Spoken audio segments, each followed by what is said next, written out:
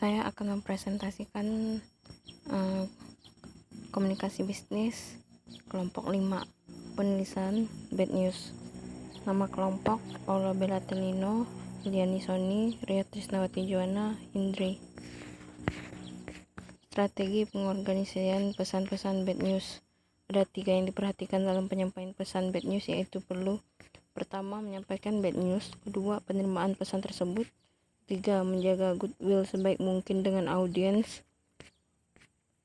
Terus ada menciptakan audiens centered tone, membantu audiens mengerti bahwa bad news menggambarkan suatu keputusan yang tegas. B, membantu audiens mengerti bahwa keputusan itu adil. C, membantu audiens agar tetap memberikan goodwill bagi perusahaan. Terus ada memilih pendekatan organisasional. Perencanaan tak langsung. Perencanaan tak langsung terdapat 4 bagian penting, yaitu 1. Pembuka atau pernyataan netral. 2. Alasan atau penjelasan logis. 3. Bad news atau menyatakan bad news. 4. Penutup positif, bersahabat, dan menyenangkan. Terus perencanaan langsung. Suatu pendekatan dapat diterapkan jika: pertama, menerima pesan lebih menyukai pesan langsung ke poin yang dituju. 2. Pesan tersebut mempunyai pengaruh yang kecil terhadap si penerima pesan. 3. Pesan disampaikan secara empati. Ada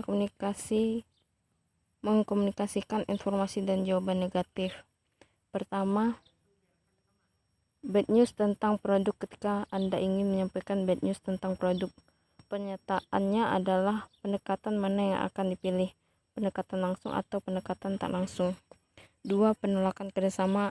Apabila seorang meminta informasi atau partisipasi dalam suatu kegiatan tertentu, sementara itu Anda tidak dapat memenuhi permintaan, Anda dapat menggunakan pendekatan langsung atau tidak langsung. 3. Penolakan undangan. Bila harus mengatakan tidak atas suatu undangan teman bisnis, Anda dapat menggunakan pendekatan organisasional, pendekatan langsung, dan pendekatan tidak langsung. Selanjutnya ada penyampaian bad news ke pelanggan.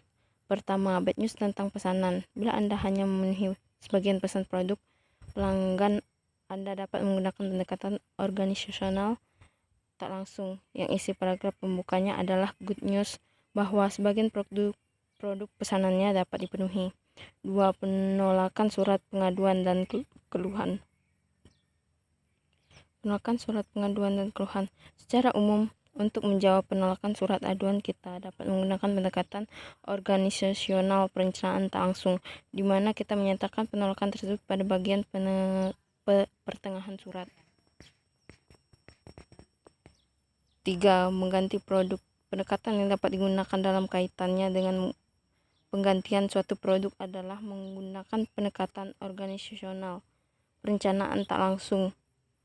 4. Tidak memenuhi pesanan.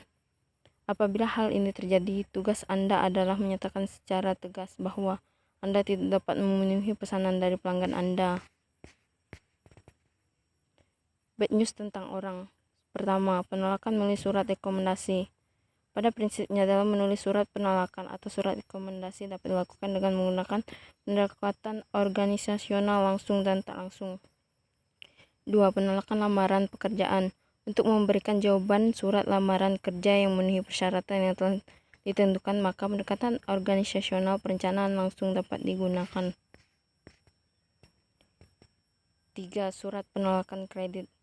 Surat penolakan kredit oleh suatu organisasi tertentu saja dapat disebabkan oleh berbagai alasan, baik yang berkaitan dengan persyaratan administrasi yang tidak lengkap, tujuan kredit yang tidak sesuai dengan kebijakan organisasi, maupun karakteristik atau kondit peminjam yang kurang baik.